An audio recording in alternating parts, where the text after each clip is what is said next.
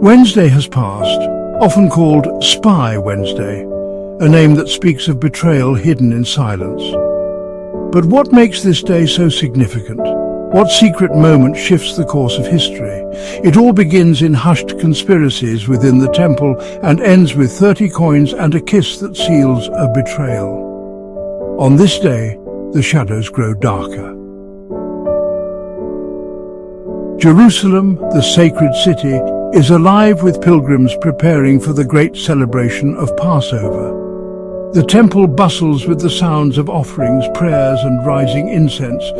Yet behind closed doors in the rooms near the holy place, the religious leaders, chief priests, scribes, and elders are conspiring. Now the Passover and the Feast of Unleavened Bread were 2 days away, and the chief priests and the scribes were seeking how to seize him by stealth and kill him, for they were saying, "Not during the festival, otherwise there might be a riot of the people." You can find this in Mark 14 from verse 1 to 2. Fear grips them, not of the Almighty, but of public backlash. Just days earlier, Jesus of Nazareth had entered Jerusalem to shouts of "Hosanna!" as the crowds hailed him as the Son of David. His teachings in the temple captivated hearts. His presence carried undeniable authority. People hung on to his every word. To apprehend him now at the height of Passover risked a revolt, and a revolt would invite Rome's wrath. Before we continue, we need your help. Please like the video and subscribe to the channel. It doesn't cost you anything and it helps us a lot. Just move your cursor, click the subscribe button, leave your comments and share with your friends. Thank you.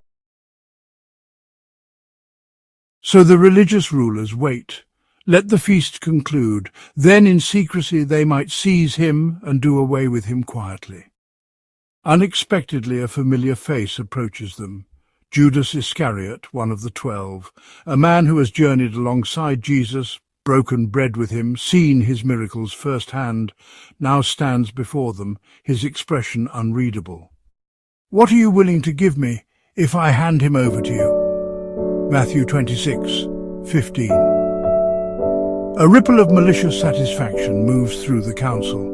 They hadn't dared hope for such an opportunity. To them, it seems providence itself has delivered the key to Jesus' capture. A bargain is made. They count out 30 silver coins, the price of a slave, just as foretold by the prophet Zechariah. So they weighed out 30 shekels of silver as my wages.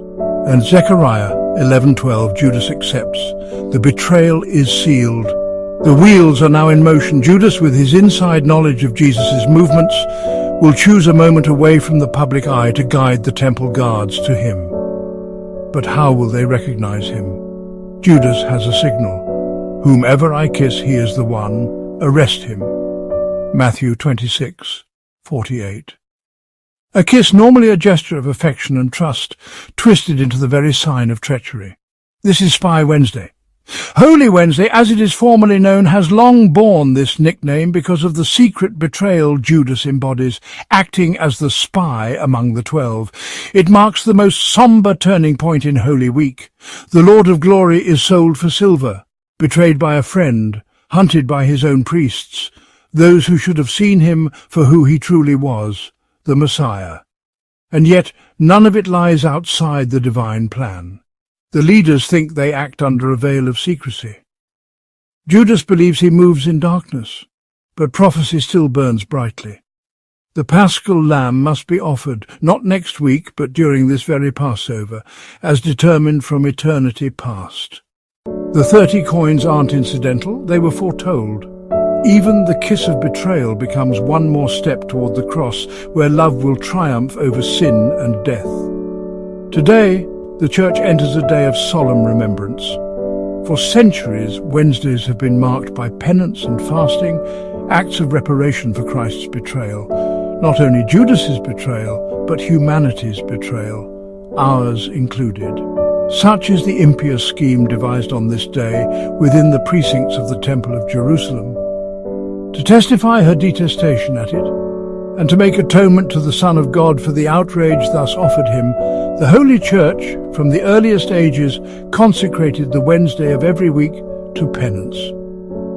In our own times, the fast of Lent begins on a Wednesday, and when the Church ordained that we should commence each of the 4 seasons of the year with fasting, Wednesday was chosen to be one of the 3 days thus consecrated to bodily mortification.